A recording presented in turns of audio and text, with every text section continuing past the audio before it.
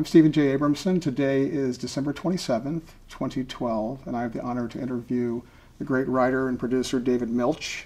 This is for the Archive of American Television, and we are in Santa Monica, California. So David, let's start at the beginning. What was your name at birth? David Sanford Milch is best I'm told. And you can just look at me. Okay, so where and when were you born? March 23rd, 1945 in Buffalo, New York. Okay, and is that where you grew up? Yes, sir. Okay. What were your parents' names, and what did they do for you? Elmer was my dad, and he was a surgeon. And Molly was my mother, and she was a homemaker, and she was also the president of the Board of Education in Buffalo, which got me into all kinds of trouble. Is that what led to your early academic career?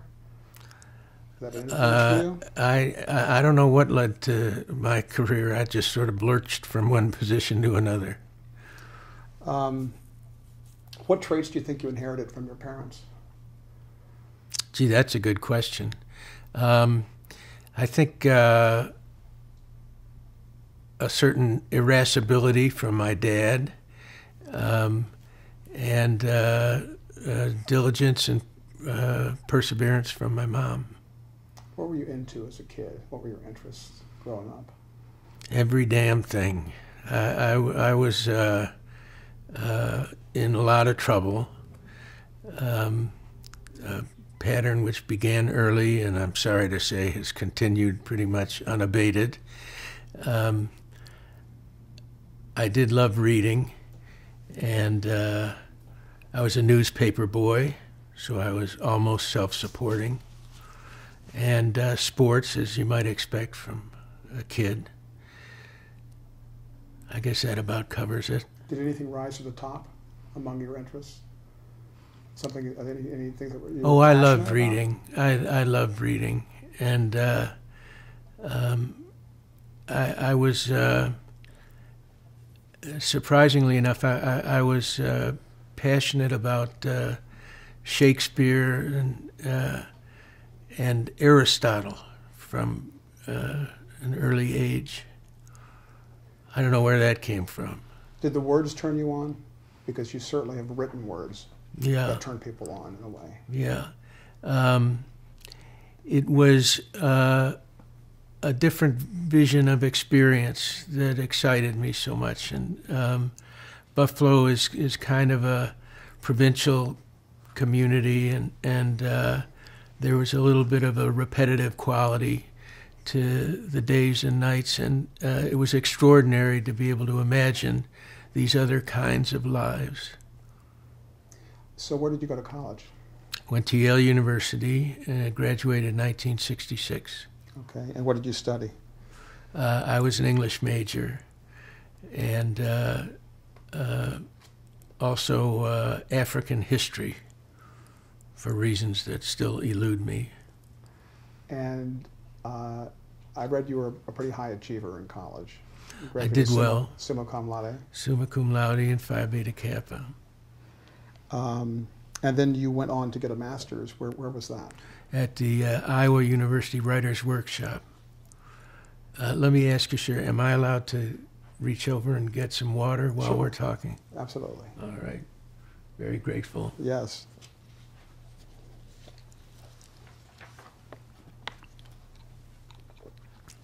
So when you went to Iowa, were you focused on being a writer? I mean, was that a passion at that time? It was a passion. I also had a passion for alcohol, which did me no good whatsoever. But I worked very hard at it.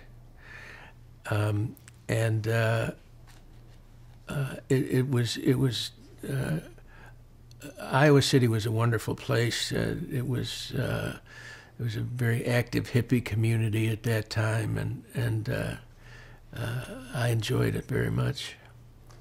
How did you meet Kurt Vonnegut? I think I was supine at the time. I was passed out, but we used to drink in the same bars, and I don't believe I was ever Mr. Vonnegut's student, although, as I say, we socialized a good deal. And my teacher was Richard Yates, who the novel of his you might remember is Revolutionary Road. Vonnegut, this was at Iowa? This was at Iowa, okay. Yeah. And was Vonnegut a professor there at the time? Yes, I think that the titles were sort of tossed around liberally there, but okay. I think he was a professor. So when you graduated and you got your master's, what did you do? What was your next step? I got into more trouble. I was wound up in Mexico and actually jailed for a while. I participated in some chemical experiments, which didn't work out well for me or the chemicals. And I was lucky enough that my writing, when I was an undergraduate, had drawn the interest of Robert Penn Warren. And he had arranged for me to be invited to teach at Yale. And it was sure a lot better than the Mexican prison system. And I taught there for a year. And then I had taken the law boards, and I was about to be drafted. So I enrolled in the law school, which granted a deferment, and then I got tossed out of law school. I was involved in an altercation with the New Haven police. You know, as I tell this story, it makes me sound like kind of a bad character. But makes you sound like you're an interesting character. We rally in the second act. Yeah. Okay. And so I was tossed out of Yale and then went back to Iowa to finish up my master's. Mm-hmm. Thereafter, Mr. Warren asked me to participate in the preparation of a history of American literature, and that saved my life. Not only this was 6 years' work, and not only the study of the writers, but the example of sort of unconflicted life of the mind that not only Mr. Warren led, but R.W.B. Lewis and Cleanth Brooks, who were the other professors. And I won't say it straightened me out, but it certainly opened a window for me. Did that lead to was this during or before your stint at Yale teaching English? Well, I taught at Yale in '67, and then subsequently, I guess, starting in about '71, and I taught there through '78. Was English Lit, was that a saving grace for you? I mean, did you thrive in that world? Did I try? Did you thrive in the world of letters? No, I didn't thrive. Okay. But the work itself was enormously rewarding.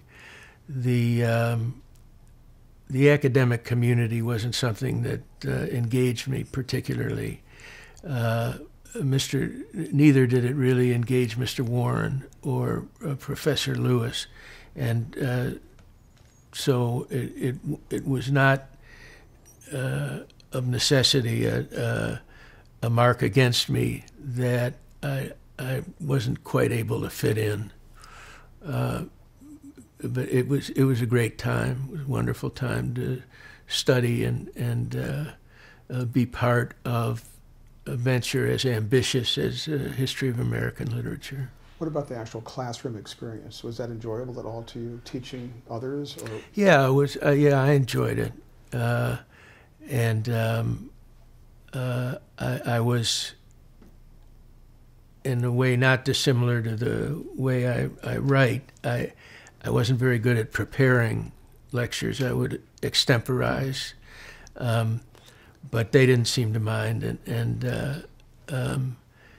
it was fun. It was, as I said a moment ago, it was sure better than jail. Were you also writing at the time yourself? Yeah, I was. I was writing poetry, and I had begun work on a history of the James family, Henry and William James, and part of that was on a grant from the I guess it was the Academy of Arts and Letters in Washington. Some organization gave us $80,000 to write this about the Jameses, and that combined with my teaching was, I won't say it kept me out of trouble, but it kept me busy. So what led you to write a spec script for a television show? You know, I never did. My roommate as an undergraduate was Jeffrey Lewis, and Jeffrey had come out here to Los Angeles, and he had gotten a job on Hill Street Blues, and there was a writer's strike. I guess it was 1981 or 1982, and no one was allowed to read material from guild members, a stricture which I suspect was honored in the breach as much as it was in fact. But also at that time, Stephen Bochco, who was the executive producer, had a rupture with his partner, Michael Kozel. And the combination of those things, the fact that I wasn't a guild member and that he wasn't talking with Michael at the time, made for an opening for me. And we spoke about the show, but I never actually wrote anything. It was our conversations led him to think that when the strike was settled, he would like to give me an assignment, and that worked out. So Jeffrey Lewis basically made the introduction? Absolutely, yeah. So how did that develop into you writing your first script? Well, they just asked me to, and I wasn't busy. I'm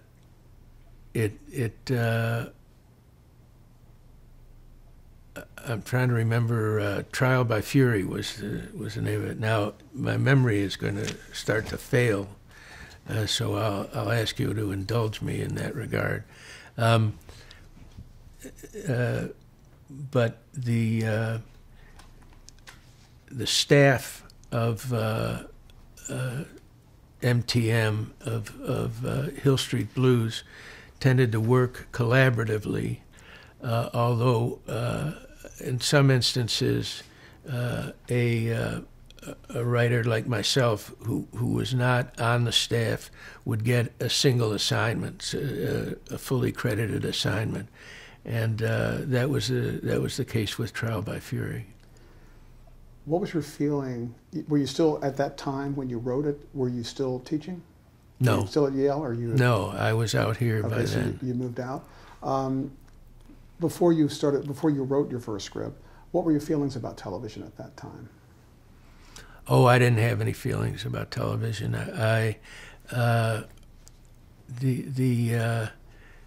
The temptation is to sort of say, well, here's an academic career, and here's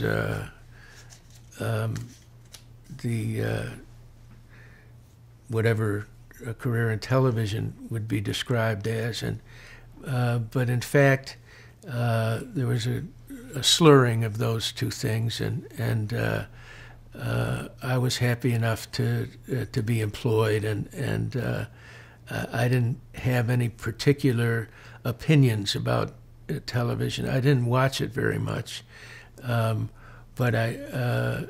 some of the shows that I did enjoy. I like Stephen Cannell's work, and and I certainly enjoyed the work of the writers on Hill Street. I joined in the third season. Were there any writers that you were aware of or that influenced you from what you did watch that you thought had a sort of literary sensibility? I mean, they were, you know, above average to really good writers as opposed to some of the just, you know, some of the kind of the crap that was on TV at the Yeah. time. You know, I think those are false distinctions. There were instances of wonderful writing. I think that the form itself imposed certain conditions that whatever the quality of the writing was, it had to fall within a certain format, and that was a limitation. But I was hospitable to I didn't make a distinction particularly between television and film, or I was pretty ignorant of those things. When you went into that first script, then were you unaware of the, you know, the kind of strict sort of formatting and that kind of thing? I mean, I didn't know anything. How did you write it? Well, yeah. I took a script and I took it home, and because they asked me, do you know how to write a script? And I said, please don't insult me. Obviously, I know how to write a script. And I knew nothing about how to write a script. But I took the script home and I copied the format, but the only thing that I couldn't figure out was what int and ext meant. And so I simply I followed the format of the script that I was borrowing from, which meant that I was describing scenes, driving scenes as if they were indoors. And so when I turned it in, it was well received, but they said, what's this with the int and the ext? And I said, you know, fellas, take a gag. You got to have a sense of humor. I was just fooling around with you. So what made the decision for you? Why did you move to LA? Did you have a job? Broke. So was it the promise of work when you moved out, or did you have? Well, I was working still on the James project, but there was a tremendous appeal to making a living, which I did only intermittently for years and years and years. And so the thought certainly occurred to me that I'd like to get some paid labor. And so Hill Street worked out? Was that based on Hill that Street first worked script? out. The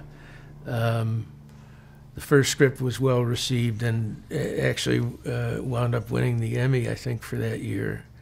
And I was made a staff writer and pretty quickly progressed to becoming a producer and whatever the other sequence of titles was. Well, it's not often that a first script would win an Emmy. Yeah.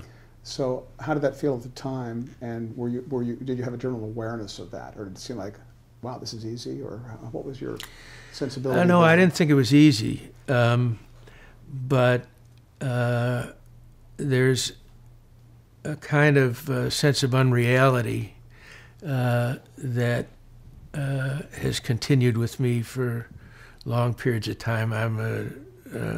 I say present tense, although I'm not active, but I'm a drug addict. And so you always feel like you're fooling them. You know, that, well, I tricked them again. And that was sort of the way that I operated. Did the agent come after being hired at Hill Street, or yeah, before? I never had an agent. I guess I got an agent in my second season. So tell me about. Excuse me for just a second. Okay, I'm going to get a drink of water. Absolutely. And by the way, when you see me over here, it's just a timer. That's okay. I'm not texting anybody. As opposed to a bomb. Or... Yeah. Just to keep myself aware. So how was that from the academic world to the Hollywood world, if you want to call it that, but basically Yeah. Hill Street Blues, as you got involved in that, how was that going for you?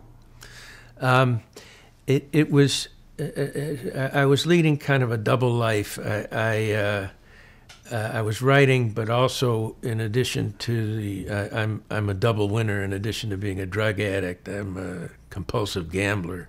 So I used to fly to Las Vegas 3 or 4 times a week and gamble all night, and then come back, and I'd get back at 6 in the morning, and I remember I'd always buy breakfasts. I'd buy like 6 dozen breakfasts for the crew because they were just getting in as I was getting back, and the you know, you want to derive a sense of place and purpose from the rhythms and textures of your day's labors, and that sort of never happened with me, and then they wound up making me and Jeff Lewis the executive producers of the show. And that was completely beyond my capacity. But they kept promoting me, and I kept doing it. Well, your first position, I think, was story editor. Story, right? So Story that would editor. imply that you were heavily involved with scripts, not just your own, but Yeah. others. Yeah. Did you? Was there such a thing as a writing room at Hill Street, or were there No. individual assignments given out to writers? We would get together and talk about stories in a general way, but there was, and I guess now that I think of it, there was a blackboard, and Stephen used to, when he was with the show, he would outline stories, but I was never very good at that. I sort of preferred to just write it all, and then afterwards get the outline, to take the outline from the script. Hill Street was fairly new when you came on board. The third season, yeah. When you wrote that script, how did you research? You told me about how you had a script as a guide as far as formatting. Right. But, did you just watch the show a lot? Did you try to get up to speed with kind of the whole? I way hadn't it was seen. I done, guess or? I'd seen the show maybe 5 times, but that was enough. I sort of understood what I inferred what the coordinates of the show's reality were, and there were certain characters that drew my attention more than others, but I was able to emulate pretty satisfactorily the way that Stephen wanted the show to proceed. Did the style of the show, in terms of just the huge ensemble of characters, did that appeal to you, or Yeah, very much. resonate as a storyteller? for Very you? much, and years later, when I began to do writing on material that I had created, it was very duplicative of the approach on Hill Street. At the time you were working on it, were you fully aware that the show was a groundbreaking show? No. It's a show that broke rules, and network executives and production people were kind of flipping out at the time. Oh, I thought that was the way it was. I had really nothing to compare it to. But, you know, Stephen was always fighting with the bosses, and I thought that was the way it was supposed to go. Did your previous writing experience, did that prepare you or help you when you were writing scripts? In no way. It was a different kind of writing. But the collaborative process itself, I had experienced that example, and that was a great help to me. The fact that you had early success, Boy, it sure didn't feel like it was early success. In terms of television? Right. Okay. Were you aware of that at the time, or has that since resonated with you? Yeah, I guess when I won the Emmy, I realized that I had, things had to be going all right. And it was, I recur to the theme of inauthenticity. You never really felt as if you owned your process. What you felt was, I'm getting over on them. Mm-hmm. And I expect a lot of people feel that way in their relation to their work. As you were promoted, the titles kept increasing in terms of, Mm-hmm. Were you always tied to the writing, though, the actual creation? Yeah, I didn't get responsibilities? involved. I mean, I got the title of executive producer, but I never really got down to the set until, say, the last couple of years that I was on Hill Street, and then Hill Street was canceled, and then I was made a boss on my own. Up to that point, Jeff Lewis and I had always been in association. When I was made executive producer, he was made executive producer. But then, am I going too fast? No. Okay. So then there was a show called Capitol News, which I was the boss of without anyone else. And that was a disaster. I first began to experience what it was like not to be associated with a show that was winning all the honors and was a great prestige item for the network. And some of the people from Hill Street came along for the experience, but I came to know just how complicated one's relations could be with the network and with the studio, and I was not very good at those things. I'm going to go back and fill in some of the Please things you do. haven't done, but since you mentioned Capitol News, what was the premise of that show? That beats me. Newsroom based? Yeah, it was a newsroom based. Newspaper? I'll tell you an interesting story, I hope, about that. This is a measure of how what the Hollywood experience is. So Hill Street Blues is done, and there was a lot of competition for where I would work next. And ABC offered me a series commitment, which meant that there was to be no interference from the network. My show got on the air no matter what. And I was soon disabused of what a series commitment means. I wanted to do a show about lobbyists in Washington, and I wrote this, and I turned it in, and the head of the network called me in and said, "You don't think we're going to put this on the air?"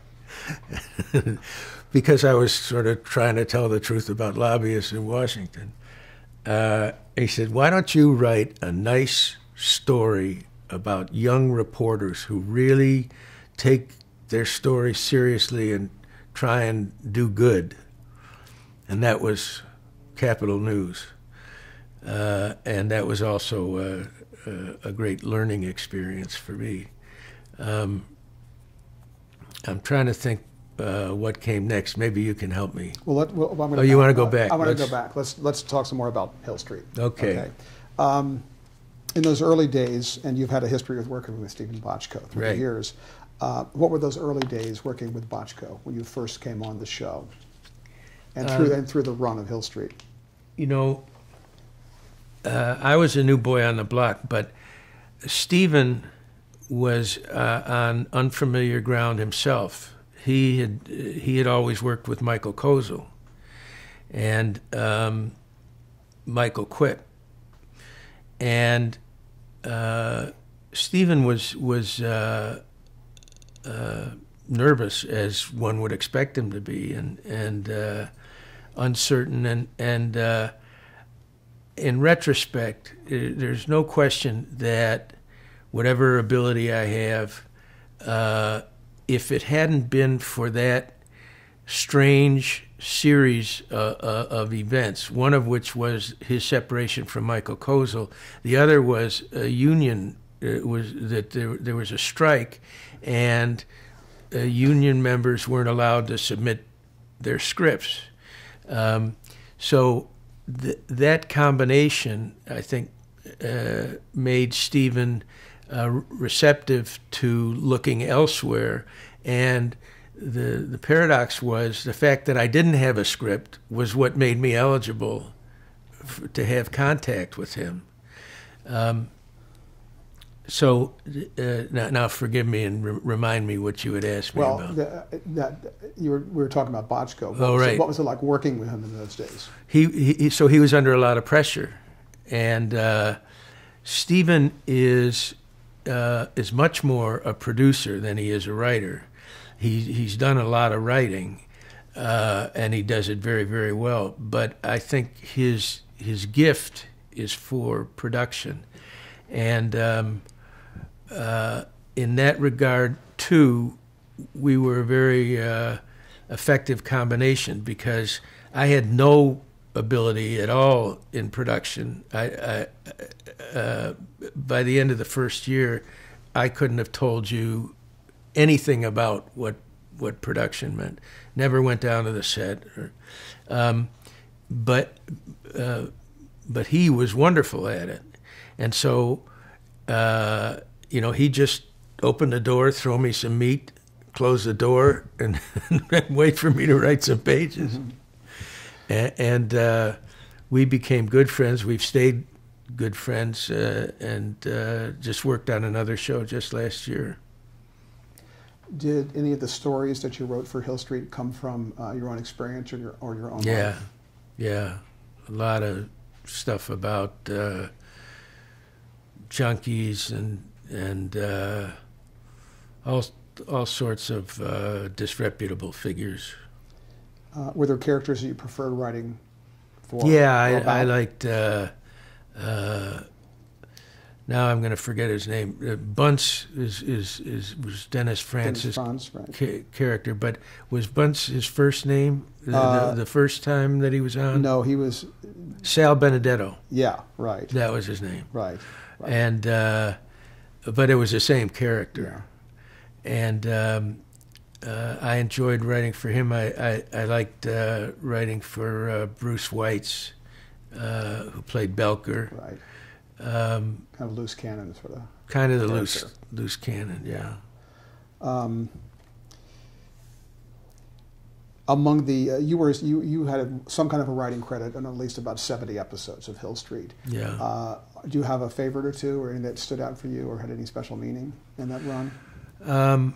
I guess I liked the first one pretty well, and in fact, they blur.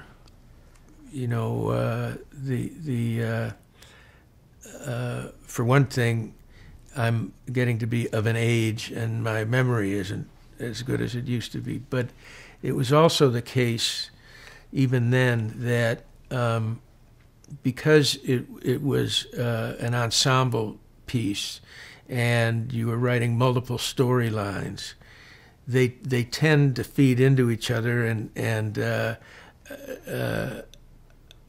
I can remember people coming up and saying, "Well, we need a scene in Act 3," and then I would say, "Well, now all you have to do is tell me what the script is," because they were almost interchangeable parts. That too is something that has changed over the course of time as you get more responsibility. Well, let me mention one episode. Please it may do. be more memorable. It was the series finale. It ain't over till it's over. What were the feelings about writing it and the fact that it was the end of sort of a special television show? Yeah. Does that come to mind at all? The fact that it was the end? To be absolutely candid, it doesn't. By that time, there was a good deal of embitterment about what had happened to the show and why it had happened, and that tends to be almost inevitability when a show is getting into its seniority. But I would recur to the fact that I was writing sort of relentlessly and didn't have a particular allegiance to any script. I would be writing on 2 and 3 and 4 scripts at once. So the short answer is no. A short answer, the first one.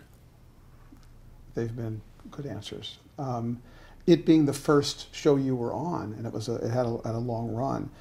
What's the most important thing that you learned about television writing, starting out with Hill Street? Stamina, by far. I don't think anyone learns to be talented. That's a gift. But to learn to honor the gift, at least in showing up, whatever else is going on in your life. I told you a story about flying to Las Vegas 3 and 4 times a week, but the detail is that at 6 o'clock in the morning the next day I was back at work, and in that sense, I tried to honor the gift I was given. So how did you manage to stay awake? Well, that's another story. Okay, we don't have to talk about that. Okay. Okay. Why do you think Hill Street was so successful? I think that it glorified the aspiring middle class. Although it looked as if it was about the underclass and the working class. In fact, the mere fact that a new class was being looked at as the proper object for dramatization, and those were people usually in an urban setting who were more or less just starting out for the most part in their careers, and they were being told they were worthy of attention. And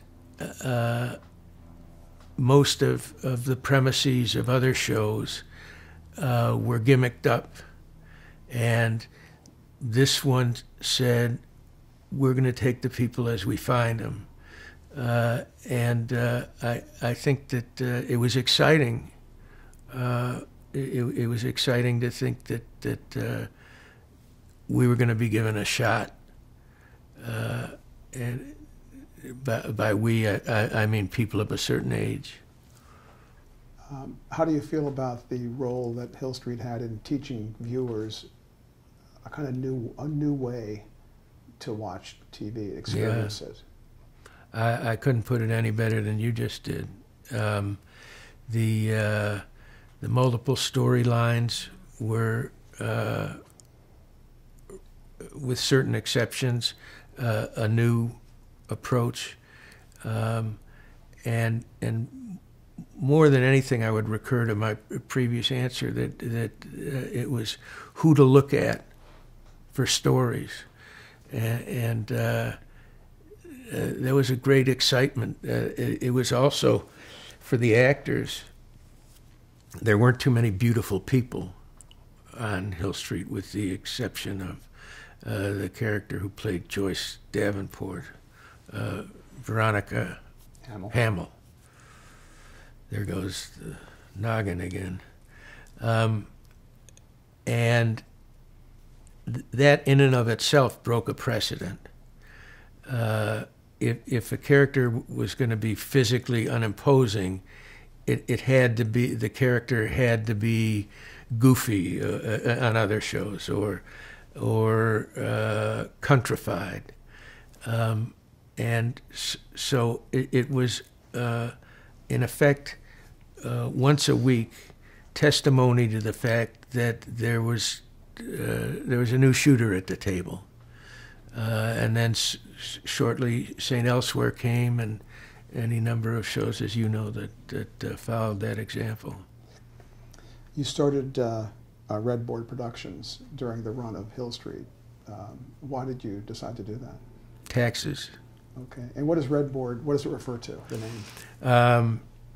In gambling, at the racetrack,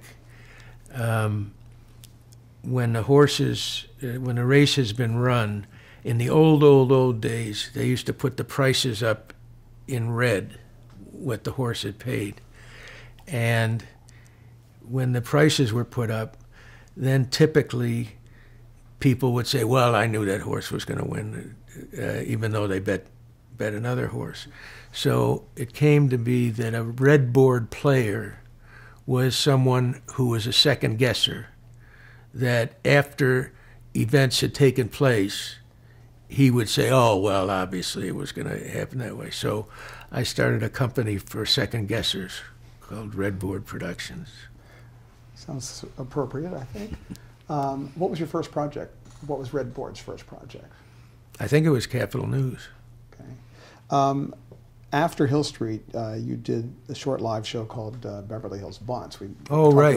That was before Capital News. Right, and Bunce was the Dennis Franz character that kind of spinning off from Hill Street, and it was I believe a half-hour format. Right.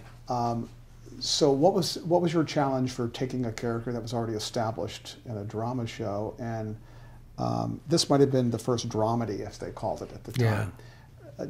Were you even familiar with that term? Had it been invented by then, or was it just something like, No, that was Variety might have made up. Who knows? Exactly, and it wasn't the acting. There was some lovely acting, but it was a show which, at its heart, didn't know what it wanted to be, which is to say, the studio bosses had taken charge.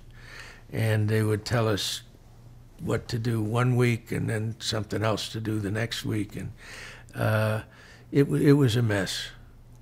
Was the premise, I know that at Hill Street didn't, there was never an identifiable state or city, particularly, but Bunce moved to Beverly Hills. To his regret. Was there originally an intent behind that to make it more comedic, just because of the fish out of water aspect to it? Yeah, I don't want to be a Red Board player, but I didn't have anything to do with the development of that premise. The network was trying to milk a last couple of seasons out of the Hill Street phenomenon, and there was some lovely acting that went on there, but it really had no connection with what we'd been doing on the previous show. Well, if nothing else, it certainly, I would think, did it cement your professional relationship with Dennis Franz as an actor? Yeah. Because what was to come was pretty great in both of your careers, I think. Thank you. Which we'll talk about soon. So when it ended, no regrets for you when that show ended? No. Was it? No. I had been, by that point, pretty thoroughly seduced by Hollywood or Los Angeles, and which is to say, I'd bought a bunch of race horses and every kind of damn fool that you could be, I was investing a little bit of time in learning about. So I had, to some extent, abandoned my gift in the way that we spoke earlier, that no matter what else you were doing, you showed up and you met your responsibilities. By this point, I was looking at it as a goof. Too bad. Well, this may or may not lead into the next question about L.A. Law.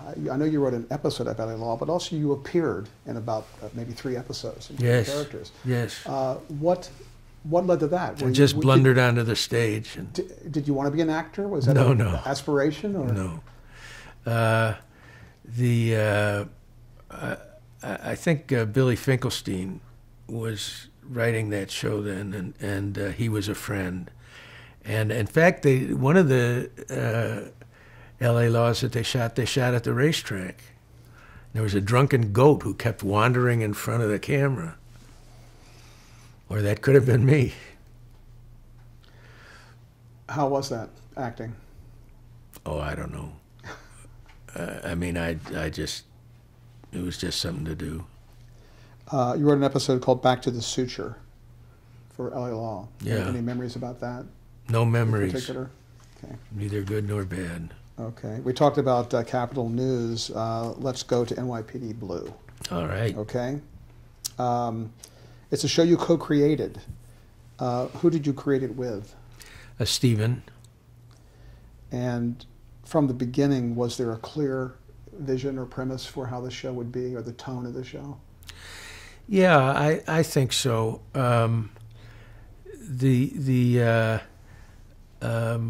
Stephen, the wise guys at that time were pretty much convinced that network television was dead.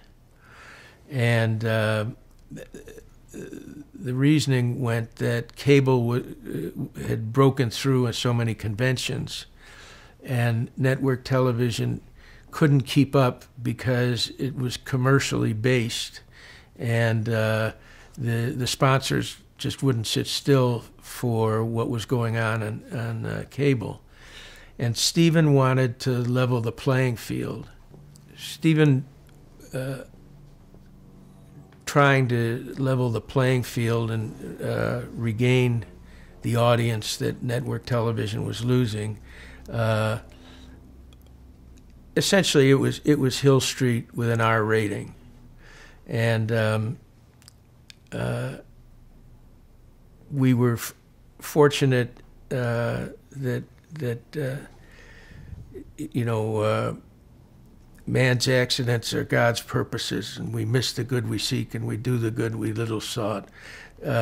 We were trying to get the show on the air, and the network was terrified, and they kept refusing to put us on the air, even though they knew the script was wonderful. And so it wound up costing us a year. But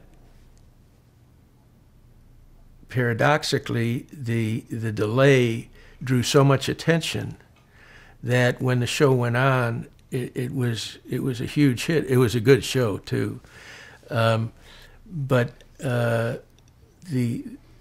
that was for me a renewal. I was able to take my writing a little more seriously again. And it was, I have so many fond memories of that show, one of which has to do with the friendship of Bill Clark, who became one of the executive producers on the show. I think he stayed with it all 12 years, Billy. But Bill was a detective in New York City, and I knew Jimmy Breslin, who was a wonderful writer, and when I began to do research on the show, I talked to Jimmy and I said, I want to meet the best cop in New York. And Jimmy gave me Bill's name. And we got to know each other, and all of the authenticity on that show owes to Bill. And as opposed to working through the conventions of Hollywood, we were working with the conventions of sort of real-life cops, and the conventions of Hollywood were sort of knocking on the door trying to get in. But because the show was so successful, they were cutting us some slack. And it was a great experience. In the very beginning, before the show even aired, there was an outpouring of reaction, some positive, some very negative. What was your take on that at the time? Were you really kind of, were you really fully aware? I know you became aware. Was that a surprise to you, or? Let me finish this here. The depth of feeling, particularly among the fundamentalists, was a surprise to me. I remember they put us on the Phil Donahue show, and the vituperation, the outpouring of we were baby killers because we did a show about abortion, and that was a big surprise. And strangely enough, if enough people accuse you of having these serious intentions, after a while you start to feel like a serious person. and I came really to love that show. There are so many signature things about the show, but let's just talk about the look from the get-go. A lot of people, I think, thought it was a handheld camera, but my understanding, actually, they were on mounts, but they were operated in a way that made it look very active. Greg Hoblet was responsible for that, and I'm sorry. Go ahead. No, the question was going to be, what was the reaction to that once that was established? Well, first it was irritability on a large part of the audience, but then, in a way very similar to what Hill Street did by identifying a kind of working class, aspiring to middle class, the handheld camera was, or what looked like a handheld camera, was a way of saying we're aspiring to film. That's the most reductive way to put it, and that's what Greg was after. In the same way that we were trying to break the conventions in terms of language, he was trying to break the conventions in terms of the look, the way the camera operated, and it worked out pretty good. You delineated Bochco's skills at producing and yours at writing earlier. Is that how it fell in terms of the responsibilities of you two as co-creators? Was he kind of the production guy more, and you were more the writing guy? Yeah, I think Stephen would agree with that. But he was a wonderful rewrite guy. He would, when I would write something, he would be able to accent it in a particular way that would not occur to me. So although fundamentally Stephen's great gift is production, he was enormously, he contributed in an enormous fashion in the writing process, just a little bit later in the process. Not knowing how long the series would last when you first started it, what was the initial premise of the show, and what did you see as the kind of the style, the ongoing style of the show? Well, we wanted to tell stories the way they really happened, and to the extent that the network was afraid of certain of those things, Stephen was prepared to go to bat. And I've complimented his gift as a producer, and one of his greatest gifts was to know when to pick a fight, and to know when picking a fight could lead to a much larger victory. And the fights that he would pick over language, over nudity, made enormous ratings. And I think if you sat him down and said, now, swear to tell the truth, some of those fights were orchestrated, at least in part, to gain that kind of attention. What were some of the... I will deny ever saying that. What were some of the specific fights about? Oh, I remember there was a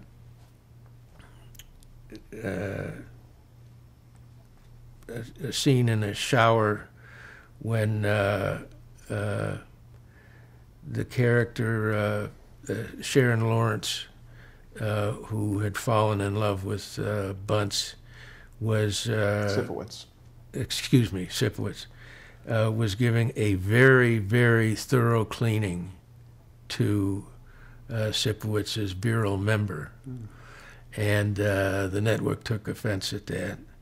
And Stephen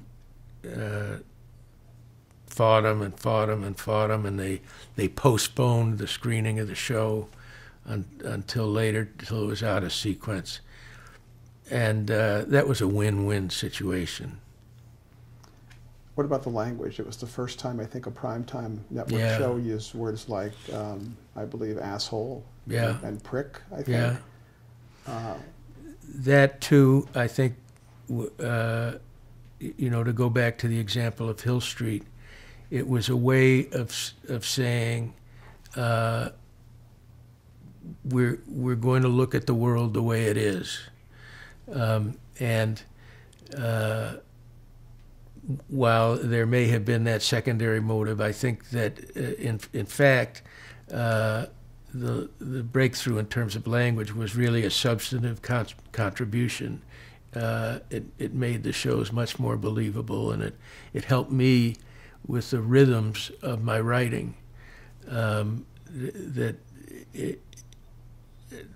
won't go into examples because it'll be profane, but well, you can. I mean, this. Well, the rhythms and textures of speech, oftentimes profanity is used to complete the metrics of a speech. It's a different thing to say prick and to say fucking prick. And it has to do with rhythm. And the audience will incorporate that intuition without it ever rising to the level of consciousness. Okay, we're going to change tape.